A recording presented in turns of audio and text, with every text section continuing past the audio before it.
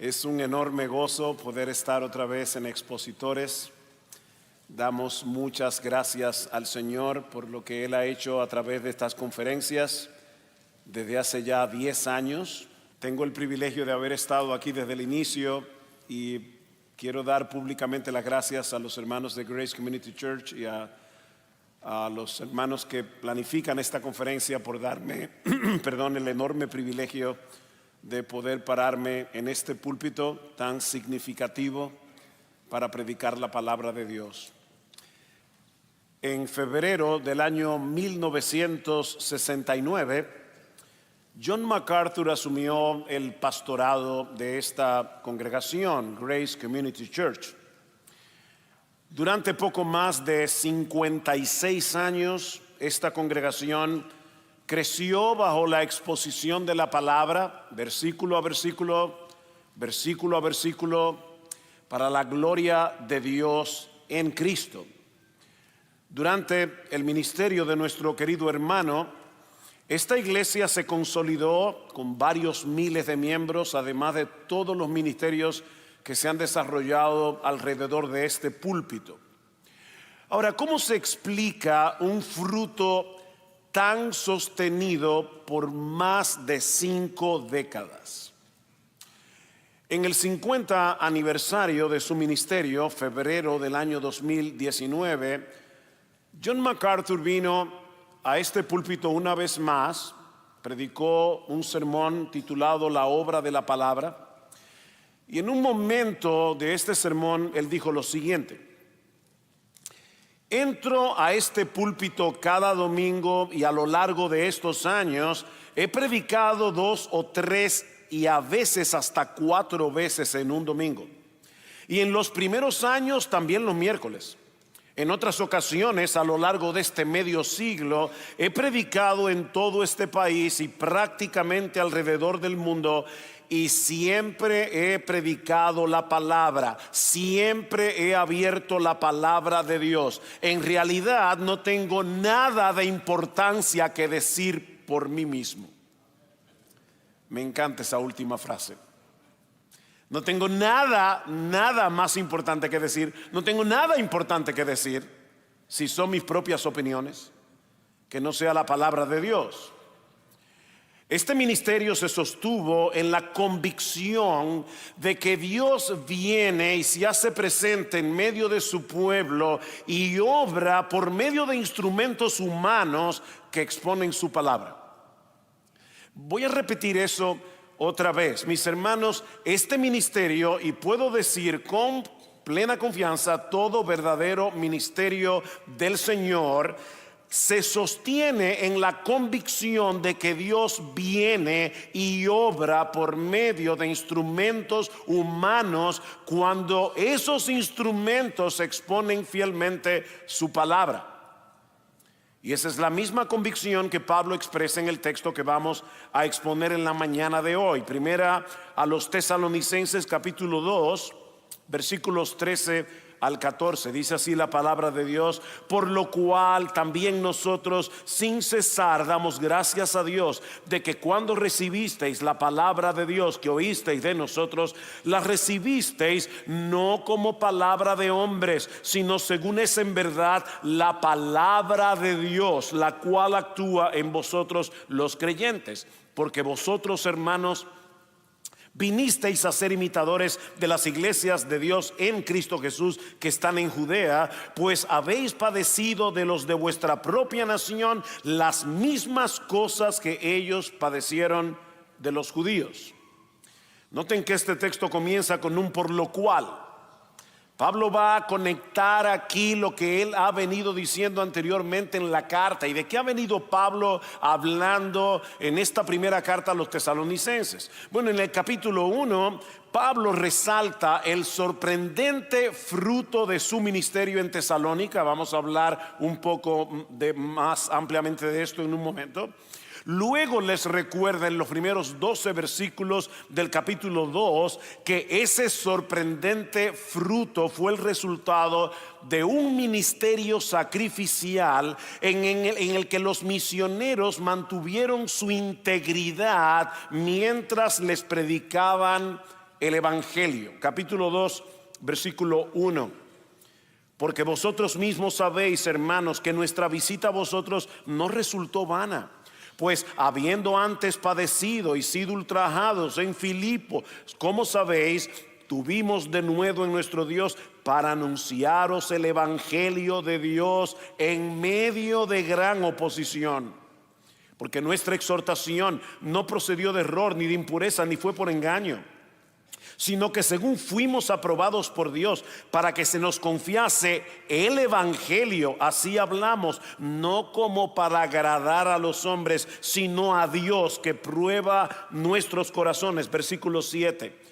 Luego de decir que Él no fue con palabras lisonjeras ni para buscar beneficios, antes fuimos tiernos entre vosotros como la nodriza que cuida con ternura a sus propios hijos. Tan grande es nuestro afecto por vosotros que hubiéramos querido entregaros no solo el Evangelio de Dios, ven el énfasis, sino también nuestras propias vidas, porque habéis llegado a sernos muy queridos, porque os acordáis, hermanos, de nuestro trabajo y fatiga, como trabajando de noche y de día para no ser gravosos a ninguno de vosotros, os predicamos el Evangelio de Dios. Les predicamos el Evangelio, les predicamos el Evangelio. Es en ese contexto que ahora Pablo vuelve a dar gracias al Señor por la manera en que los creyentes en Tesalónica recibieron la predicación de la palabra.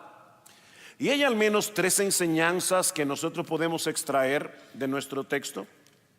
La primera es que debemos agradecer a Dios que por medio de su palabra nos persuade de que ella es en verdad su palabra. O sea, Dios nos convence por medio de su palabra de que su palabra es su palabra.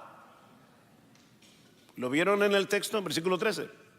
Por lo cual también nosotros sin cesar damos gracias ¿a quién? A Dios, que cuando recibisteis la palabra de Dios, que oísteis de nosotros, la recibisteis no como palabra de hombre, sino según es en verdad la palabra de Dios. La palabra de Dios. Muchos de los miembros de esta iglesia provenían de un trasfondo pagano, un trasfondo muy inmoral, expuestos a un montón de ideas filosóficas y religiosas. Pero cuando ellos escucharon el Evangelio predicado por Pablo, Dios obró en ellos por medio del mensaje para que lo recibieran como la palabra del único Dios vivo y verdadero. Esta gente adoraba a un montón de dioses, a un montón de ídolos, y cuando escucharon a Pablo dijeron: esta es la palabra de Dios. Es por eso que Pablo no le da gracias a los tesalonicenses. Qué bueno, gracias por habernos recibido, gracias por haber tenido un oído atento y escuchar la palabra. No, Pablo no le da gracias a los tesalonicenses, Pablo le da gracias a Dios, porque fue Dios el que hizo la obra. Vean el capítulo 1, versículos 4 al 5, dice: porque conocemos, hermanos amados de Dios, vuestra elección. Yo estoy persuadido, iglesia de Tesalónica, que ustedes son amados de Dios, que ustedes fueron elegidos por Dios. ¿Y cómo Pablo sabía que estos creyentes habían sido elegidos desde antes de la fundación del mundo? Él no tenía acceso al decreto eterno en los cielos. Versículo 5: porque nuestro evangelio no llegó a vosotros en palabras solamente, sino también en poder, en el Espíritu Santo, en plena certidumbre, como sabéis cuáles fuimos entre vosotros por amor a vosotros. ¿Se dan cuenta? El Espíritu Santo obra en nosotros por medio de su palabra. No es la palabra sin el Espíritu, y no es el Espíritu sin la palabra.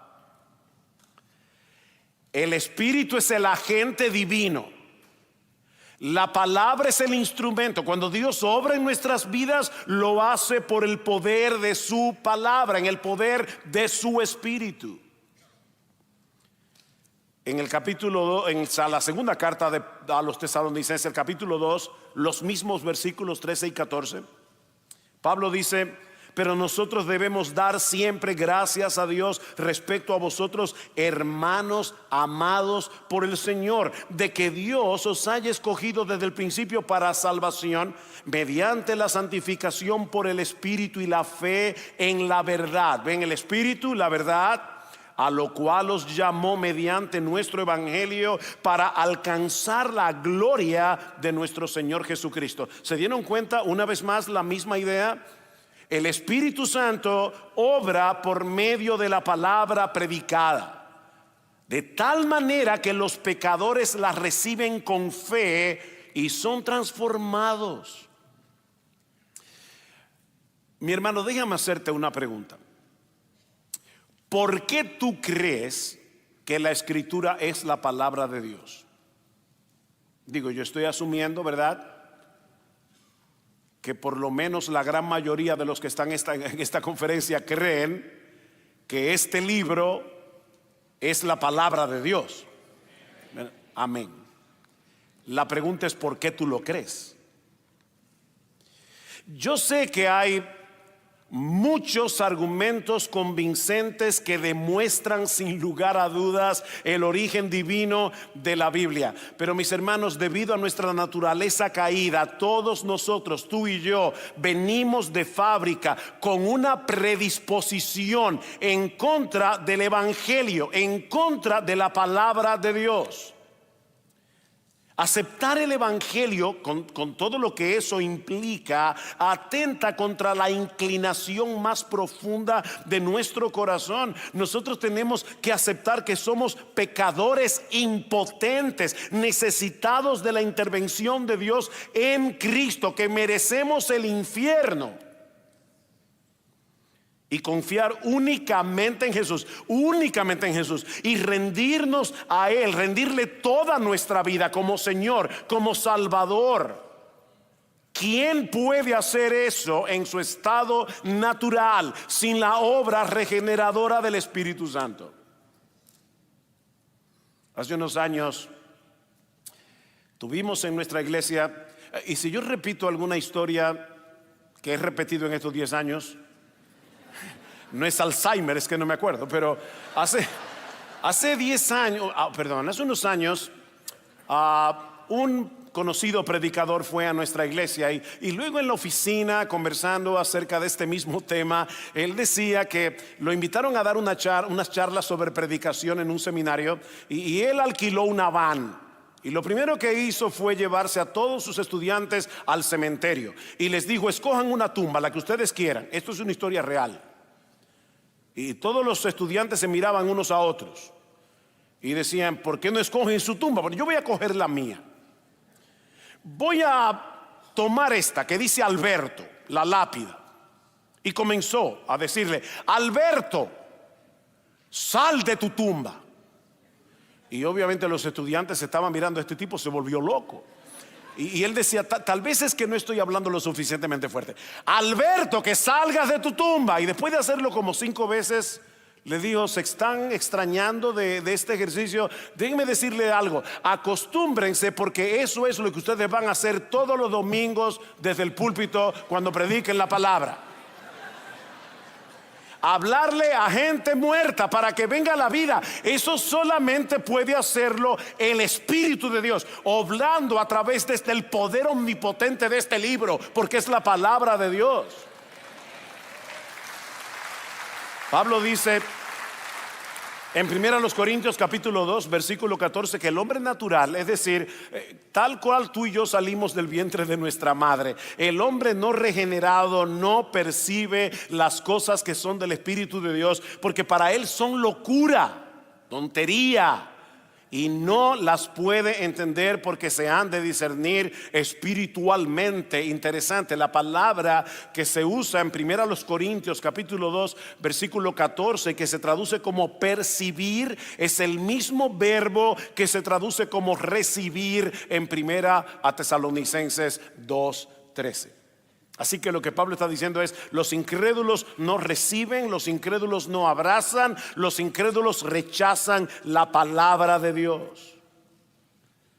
Podemos captar datos bíblicos Pero sin la obra del Espíritu no vamos a ver la profundidad de nuestro pecado ni la gloria de Cristo. Seremos incapaces de verlo como el Salvador todopoderoso y el tesoro supremo cuya gloria eclipsa todo lo demás. Pero por la obra del Espíritu que regenera e ilumina, Dios abre los ojos de nuestro entendimiento para que podamos deleitarnos en Cristo como nuestro gozo supremo, como nuestra eterna esperanza. Así que si hoy tú crees que la Escritura es la palabra de Dios y has abrazado el Evangelio, dale gracias a Dios. Él te persuadió por medio de su palabra. Él te dio vida. Dale gracias a Dios. La Reina Valera del 60, que es la que estoy usando, usa 2 veces la palabra recibir. ¿Se dieron cuenta? Dice, por lo cual también nosotros sin cesar damos gracias a Dios de que cuando recibisteis la palabra de Dios que oíste de nosotros, la recibisteis. En realidad, en el texto original son 2 palabras distintas. Y es importante esto. El primer recibisteis para Lambano, para los que están estudiando griego, él está hablando aquí de cómo ellos recibieron la enseñanza apostólica, el fundamento apostólico, lo recibieron.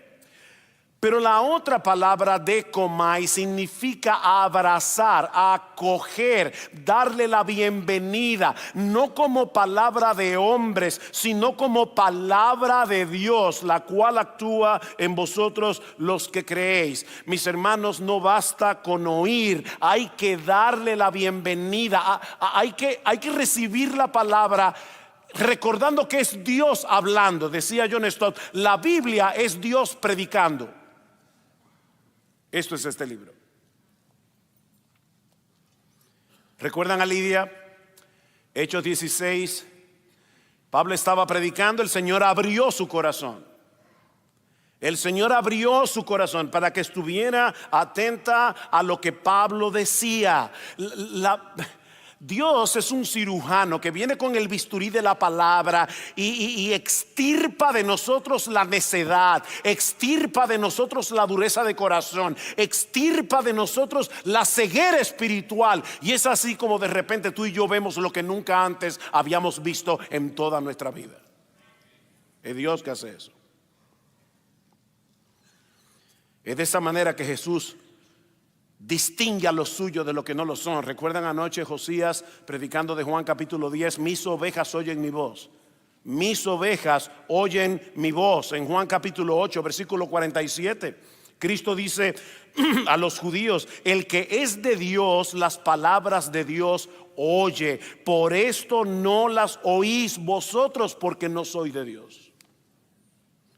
¿Acaso no escuchaban ellos la voz de Jesús? Sí escuchaban la voz de Jesús. Escuchaban las palabras que salían de la boca de Jesús, pero no escuchaban la palabra de Dios como palabra de Dios. ¿Se dan cuenta? A veces los creyentes olvidamos que el inconverso está muerto. Y a veces los creyentes olvidamos que tú y yo éramos inconversos. Tú y yo estábamos muertos en nuestros delitos y pecados, y Él os dio vida a vosotros cuando estabais muertos. ¿Y cómo nos dio vida? Nos dio vida a través de su palabra. Santiago capítulo 1 versículo 18, Él de su voluntad nos hizo nacer por la palabra de verdad, para que seamos primicia de sus criaturas. Primera de Pedro capítulo 1 versículo 23, hemos sido renacidos, nacidos de nuevo, no de simiente corruptible, sino de incorruptible, por la palabra de Dios que vive y permanece para siempre. Así que si hoy estás en Cristo, si crees que esta palabra es su palabra, mi hermano, dale gracias a Dios. Señor, si hoy amo tu palabra, si hoy creo en tu palabra, es porque tú me persuadiste. Oh, si hoy veo la gloria de Cristo en el Evangelio. es porque tú iluminaste mi corazón.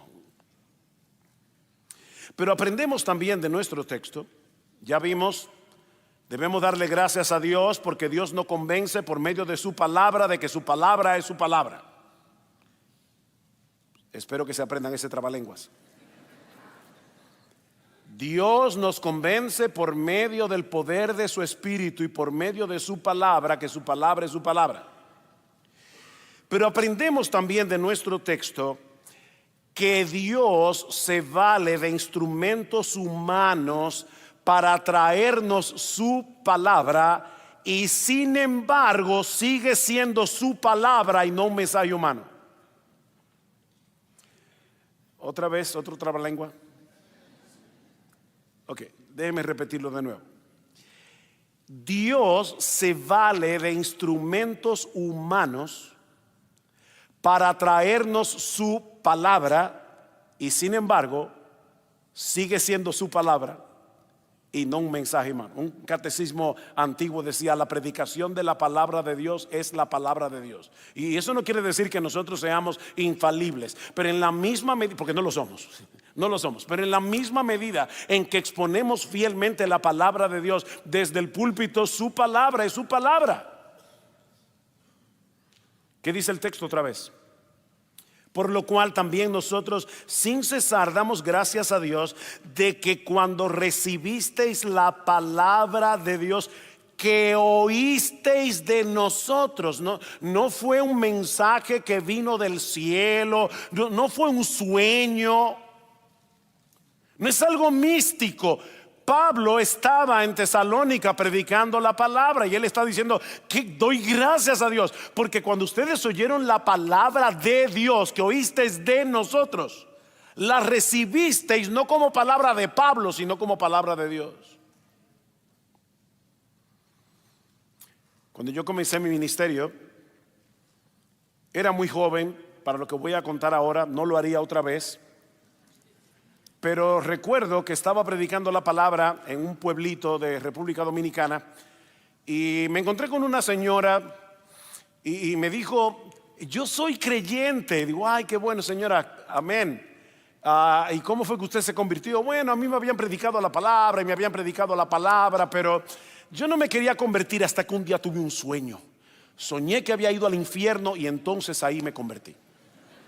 Después no me quería bautizar, pero después tuve otro sueño y entonces me bauticé. Y yo le dije: señora, perdóneme, pero usted es una persona muy desobediente, porque Dios ya le había dicho en su palabra que se convierta y le había dicho en su palabra que se bautice, y tuvo que venir del cielo otra vez a decírselo de nuevo. Si lo dice aquí es suficiente con una sola vez. Es la palabra de Dios. Y Pablo está diciendo: ustedes recibieron la palabra de nuestra boca, pero la recibieron no como palabra de hombres, sino según es en verdad la palabra de Dios. Así que noten la cadena. Cristo usó a sus apóstoles para escribir el texto inspirado del Nuevo Testamento. Luego usa misioneros, evangelistas, pastores para llevar esa palabra a través de la predicación. De manera que Dios hace oír su voz en el mundo a través de los que proclaman fielmente su palabra. Cuando estos hombres y mujeres de Tesalónica escucharon la predicación del evangelio, Dios les abrió el entendimiento para que recibieran el mensaje predicado no como palabras de Pablo, sino como lo que era en realidad la palabra de Dios predicada por Pablo. Miren, predicadores que están aquí, esto es un misterio. Yo tengo buen tiempo predicando la palabra y yo todavía no entiendo cómo funciona la predicación. Yo no entiendo el misterio de la predicación. No lo entiendo, porque Dios, de una manera sorprendente, cuando un ser humano común y corriente está exponiendo lo que dice el texto bíblico, Dios hace oír su voz a través de la voz de ese ser humano que expone fielmente su palabra. ¿Alguien lo entiende aquí? Luis, ¿tú lo entiendes? Tú predicas mucho. ¿Cómo me va a decir que no lo entiendes? De verdad, hermanos, ¿cómo ocurre eso? Y lo que es todavía más sorprendente, el mismo Cristo viene y se acerca por medio de la predicación de su palabra para salvar y edificar a los escogidos. Mis ovejas oyen mi voz. ¿Cómo? ¿Cómo es que las ovejas de Jesús escuchan la voz de Jesús? A través de la predicación de su palabra. Cuando Cristo envió a los 70, Lucas capítulo 10, cuando Cristo envió a los 70 a predicar, les dijo en Lucas 10, 17: el que a vosotros oye, a mí me oye. El que a vosotros oye, a mí me oye. Romanos capítulo 10, versículo 17. Así que la fe viene por el oír, y el oír por la predicación de la palabra, por la palabra de Cristo.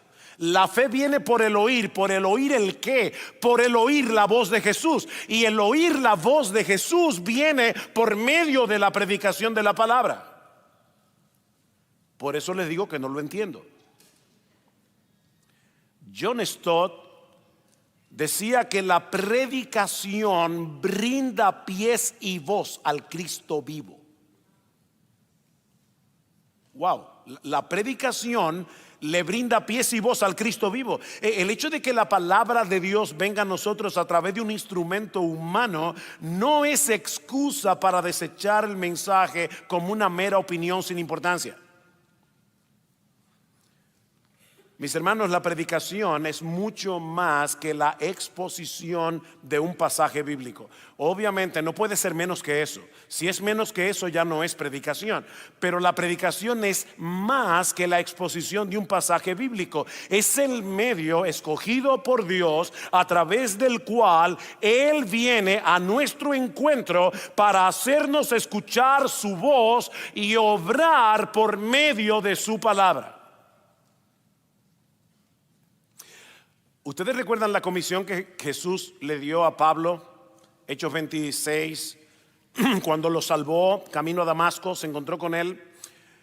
Jesús le dice a Pablo lo siguiente, y yo recuerdo siendo nuevo creyente, leía el libro de los Hechos y decía: no estoy entendiendo algo aquí, porque Jesús le dice a Pablo: yo te he escogido para enviarte a los gentiles, ahora escuchen, para que abras sus ojos, para que se conviertan de las tinieblas a la luz y de la potestad de Satanás a Dios, para que reciban por la fe que es en mí perdón de pecados y herencia entre los santificados. Pablo, yo te estoy enviando a un mundo lleno de oscuridad para que tú les abras los ojos. Eso no es lo que el texto dice.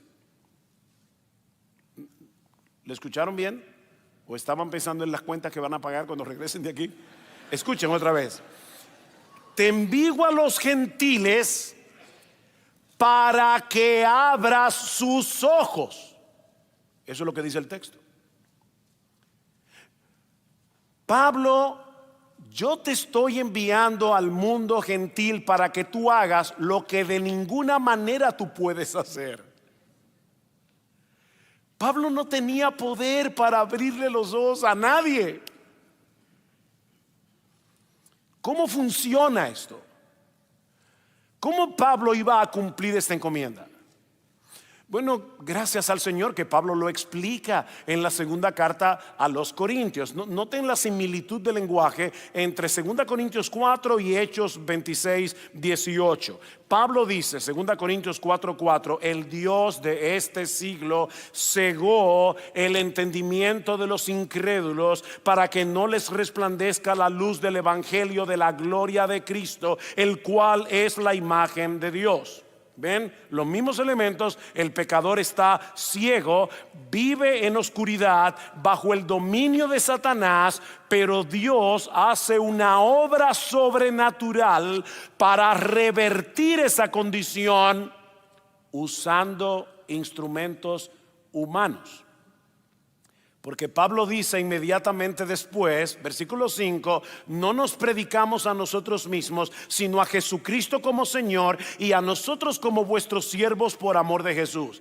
Pablo, ¿por qué tú predicas? Porque Dios, en el contexto de la predicación, que mandó que de las tinieblas resplandeciese la luz, es el que resplandeció en nuestros corazones para iluminación del conocimiento de la gloria de Dios en la faz de Jesucristo. En otras palabras, pastores, predicadores, el creador del universo usa bocas humanas para proclamar la gloria de Cristo en el evangelio y de ese modo hacer que el brillo de su gloria resplandezca en la mente y el corazón de los perdidos. ¿Y saben qué? Eso es conversión. Eso es conversión, no es menos que eso. Al ver la gloria de Cristo en el evangelio, el pecador comienza a aborrecer las tinieblas y amar la luz. Comienza a ver a su antiguo amo como un monstruo y rechaza todo lo que él representa. Por primera vez está libre de culpa porque sabe que ha sido perdonado por medio de la fe en Jesús y que ahora pertenece al pueblo de los santificados, de los que han sido apartados por Dios. Y todo eso ocurre mientras su palabra es predicada.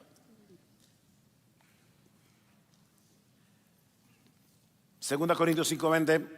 Así que somos embajadores en nombre de Cristo, como si Dios rogase por medio de nosotros. Somos embajadores, Dios ruega por medio de nosotros. Así que no nos congregamos cada domingo simplemente para hacer un estudio bíblico grupal.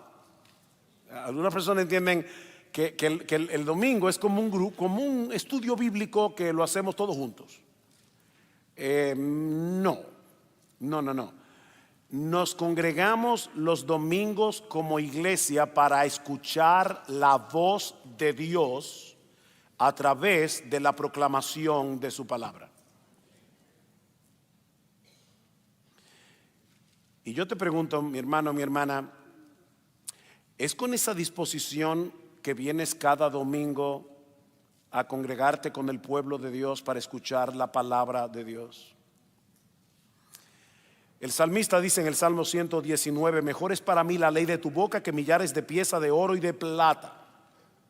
Pregunta, otra vez, ¿es así como te apropias de la palabra de Dios? Ya sea leída o predicada como alguien que ha encontrado un botín. Queridos hermanos, nuestra mayor necesidad es escuchar la palabra y aferrarnos a esa palabra con todo nuestro corazón. Jesús va a visitar la casa de sus amigos, Lázaro, Marta, María. Marta está afanada, María está a los pies de Jesús, escuchando su palabra. Marta viene, casi regaña a Jesús y le dice: ¿no te da cuidado de mi hermana que me está dejando servir sola? Y Cristo le dice: Marta, Marta, afanada y turbada estás con muchas cosas, pero María ha escogido la buena parte, la cual no le será quitada. Ay, pastor, ¿sabe qué es lo que pasa? Es que yo temperamentalmente soy más como Marta.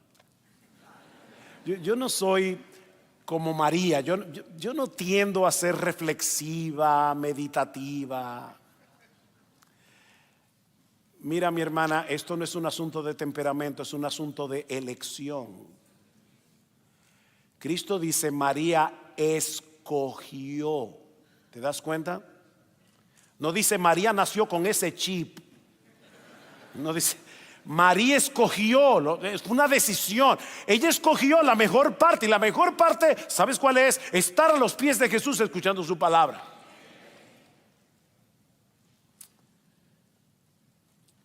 Porque a través de la palabra de Dios, Él se acerca a nosotros y obra en nosotros, lo que nos lleva a la tercera enseñanza de nuestro texto. Y es que cuando esa palabra predicada es recibida con fe, obra poderosamente en los que creen. Cuando esa palabra predicada es recibida con fe, obra poderosamente en los que creen. Ven otra vez el versículo 13. Por lo cual también nosotros sin cesar damos gracias a Dios de que cuando recibisteis la palabra de Dios que oísteis de nosotros, la recibisteis no como palabra de hombres, sino según es en verdad la palabra de Dios, la cual actúa, la cual opera, la cual obra en vosotros los creyentes o los que creen. Porque vosotros, hermanos, vinisteis a ser imitadores de las iglesias de Dios en Cristo Jesús que están en Judea. ¿Cómo? Pues habéis padecido de los de vuestra propia nación las mismas cosas que ellas padecieron de los judíos. La palabra de Dios es viva y eficaz. Eso lo vamos a ver mañana en el taller. La palabra de Dios es viva y eficaz. Esta palabra es como la lluvia, dice en Isaías capítulo 55. Nunca volverá a Dios vacía. En Jeremías capítulo 23 versículo 29 se compara la palabra de Dios con el martillo que quebranta la roca, con el fuego que purifica. De manera que cuando esa palabra penetra en nosotros por medio de la fe, obra poderosamente en nuestro interior. No siempre estamos conscientes de lo que la palabra de Dios está haciendo. De hecho, predicadores, déjenme decirles algo que los puede desanimar. Probablemente los miembros de tu iglesia ya no se acuerden de lo que tú predicaste el domingo pasado o hace 2 domingos. Me da risa cuando hay un predicador que dice, como ustedes recordarán que hace 5 domingos estuvimos viendo, hace 5 domingos. ¿Y tú crees que de verdad la gente se va a acordar de lo que tú dijiste hace 5 domingos? Lo grandioso de la palabra de Dios es que tú la predicas, esa palabra penetra en el corazón. Y aunque los hermanos no pueden recordar y asociar esto, me estoy acordando de esto porque mi pastor hace 3 años predicó de esto en la iglesia. Esa palabra está allí y el Espíritu Santo puede despertarla en el momento preciso. Es la palabra de Dios que actúa, que opera. Así que no siempre estamos conscientes de lo que la palabra de Dios está haciendo, pero al ser la palabra del Dios vivo, nunca permanece inactiva en nosotros.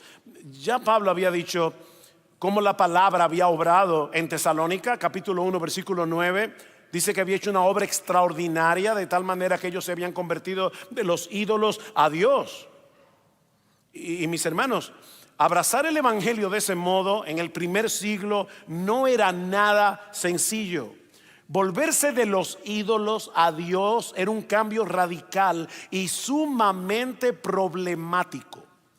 Problemático porque la vida familiar, la vida comercial, la vida política se desarrollaba en torno a los ídolos.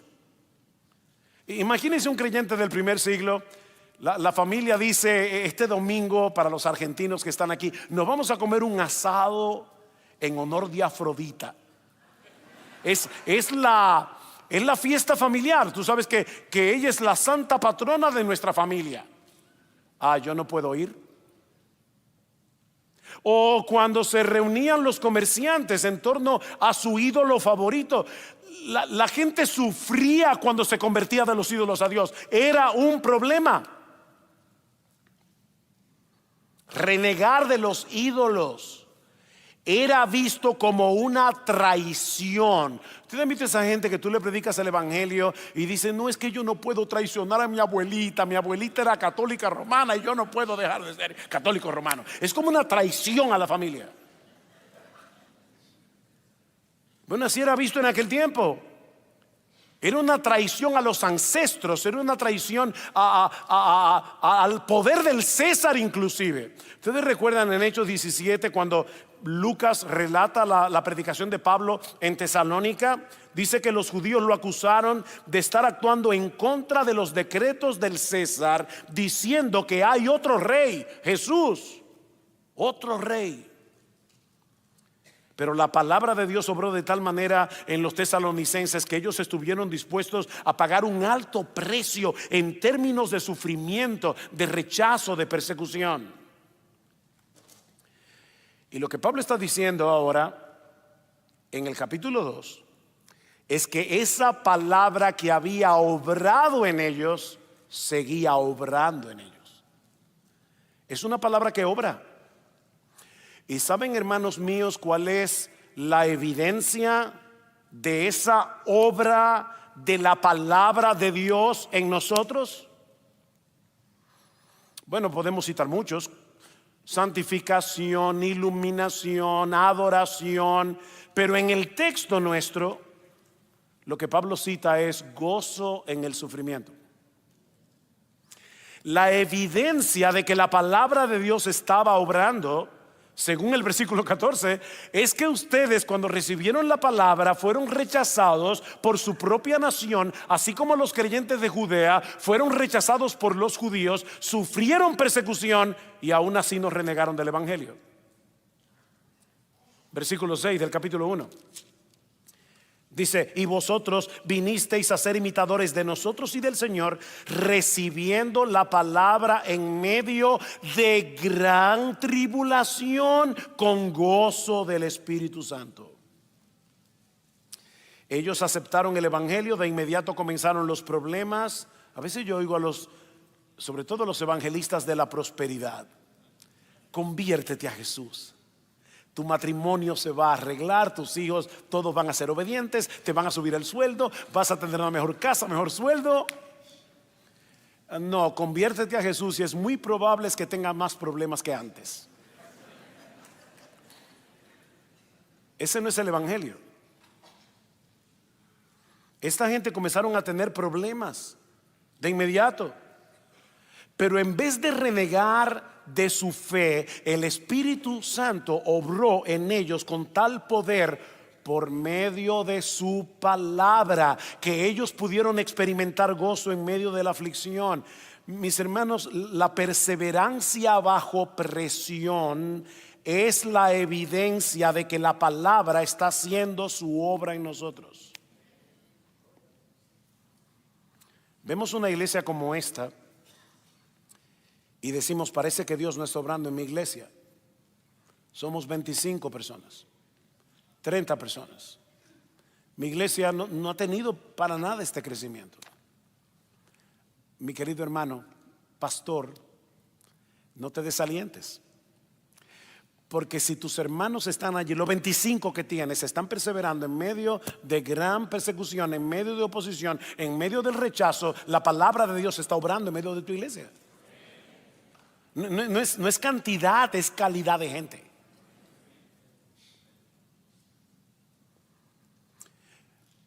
Piensa, si puedes ahora, en todas las pruebas, todas las aflicciones, todo el dolor que tú has experimentado a lo largo de tu vida cristiana. Mi hermano, piensa en todas las veces que el diablo te ha susurrado que no vale la pena seguir corriendo esta carrera. ¿Cuántas veces? Pero todavía estás aquí. ¿Sabes por qué? Porque Dios sigue obrando en tu vida a través de su palabra. Es la razón. La palabra nos da tal convicción de la hermosura de Jesucristo, de su gloriosa majestad, de la esperanza que tenemos en Él, que podemos perseverar con gozo en medio del sufrimiento. Eso fue lo que sucedió con estos creyentes de Tesalónica. Gran gozo, dice el versículo 6 del capítulo 1, en medio del sufrimiento. Alguien decía, me encanta esta frase: el gozo del creyente, sobre todo en medio del dolor, el gozo del creyente es la bandera que ondea en el castillo de nuestro corazón y que anuncia que el Rey está sentado en su trono. Wow, qué hermoso es eso. Podemos estar gozosos en medio del sufrimiento que suele acompañar la obediencia, porque sabemos que no existe un rey más bueno, más sabio, más maravilloso que el nuestro. Y porque sabemos que al final del camino vamos a disfrutar junto con el de su trono y de su gloria. ¿Estás en aflicción y no tienes ningún deseo de venir a la iglesia? Y por favor, no me digas que eso nunca te ha pasado por la cabeza. ¿Está tu dolor moviéndote a encerrarte en tu propio caparazón y a querer aislarte de los demás? Bueno, mi hermano, mi hermana, en medio de seguir la inclinación de tu corazón, recuérdale a tu alma cuánto necesitas escuchar la palabra de Dios. Y ven a la iglesia. Pastor, es que yo no soy hipócrita. No, óyeme. No es hipocresía cuando tú le dices a Dios: Señor, tú sabes que yo no quiero ir a la iglesia, pero en tu palabra echaré la red por obediencia a ti, esperando, Señor, que en el culto, mientras tu palabra es cantada, tu palabra es orada, tu palabra es predicada, tú vengas y obres en mi corazón a pesar de mi dolor. Eso no es hipocresía, eso es obediencia. Eso es fe. No, mi hermano, mi hermana, levántate de la cama y pídele al Señor en oración junto con el salmista en el Salmo 119: Señor, postrada está mi alma en el polvo, vivifícame conforme a tu palabra. De tristeza llora mi alma, confórtame conforme a tu palabra. Acuérdate de la palabra dada a tu siervo, en la cual me has hecho esperar. Este es mi consuelo en la aflicción, que tu palabra me ha vivificado. Órale al Señor. A través de su palabra, el Espíritu Santo fortalece nuestra fe cuando estamos en medio de la aflicción. No nos deja olvidar cuán glorioso es nuestro Señor Jesucristo y que Él gobierna desde su trono como el soberano absoluto de todo el universo, haciendo que todas las cosas cooperen juntas para su gloria y para nuestro bien. Es por medio de su palabra que el Espíritu Santo nos consuela y nos fortalece cuando estamos sumergidos en un mar de aflicción y confusión. Y cuando la recibimos con fe, no solo ilumina nuestro entendimiento, sino que infunde en nosotros un gozo y una esperanza inquebrantable que desafía el sufrimiento. ¿Te ha pasado? Vienes a la iglesia con el corazón roto en 1000 pedazos y la palabra de Dios comienza a recomponerlo. Por medio de ella el Espíritu vuelve a abrir nuestros ojos para ver la hermosura de Jesús, y nos asegura que Él reina soberanamente, tejiendo cada lágrima y cada prueba en el tapiz de su propósito eterno para nuestra salvación y para su gloria. Así que aferrémonos a esta palabra, hermanos. Infalible, inspirada, suficiente. Leámosla con hambre y escuchémosla con fe cuando es predicada, porque recuerdes a través de ella que Dios viene a nosotros y obra en nosotros. Pastores y predicadores, no sustituyan la predicación fiel de la palabra por ninguna otra cosa que parezca más relevante y llamativo. Mis hermanos, esta palabra es insustituible porque es la palabra de Dios, viva y eficaz, que obra en el corazón de los hombres para salvar y edificar. Citaba ese sermón de John MacArthur en el 50 aniversario de su ministerio, y él les recordó a esta iglesia en ese momento lo que ninguno de nosotros debemos olvidar. La historia de esta iglesia, decía MacArthur, no es la historia de un hombre, no es el resultado de la obra de un hombre, no es ni siquiera la obra de muchos hombres y muchas mujeres lo que constituye el registro de esta iglesia. Es en realidad la historia de la obra de la palabra de Dios a través del Espíritu Santo. Y luego citó a Martín Lutero: yo no hice nada, La palabra lo hizo todo.